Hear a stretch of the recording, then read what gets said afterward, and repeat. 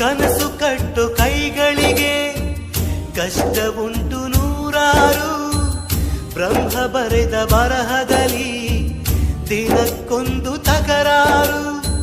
ನ್ಯಾಯ ನೀತಿ ಧರ್ಮಗಳ ನೆಚ್ಚಿ ನಡೆದವರಿಗೆಂದು ನಾಲ್ಕು ದಿಕ್ಕಿನಲ್ಲಿಯೂ ಕಾಣುರೆಲ್ಲ ನಮ್ಮೋರು. ಅಳುವಿಲ್ಲದ ಅಳುಕಿಲ್ಲದ ನಿಷ್ಕಲ್ಮಶ ಮಡಿಲಲ್ಲಿ ಮಗುವಾಗಿಯೇ ದಿನ ಕಳೆಯುವ ಸೋದರರ ಕಥೆಯಲ್ಲಿ ಒಳ್ಳೆ ಕಾಲ ಬಂದೇ ಬರಬೇಕು.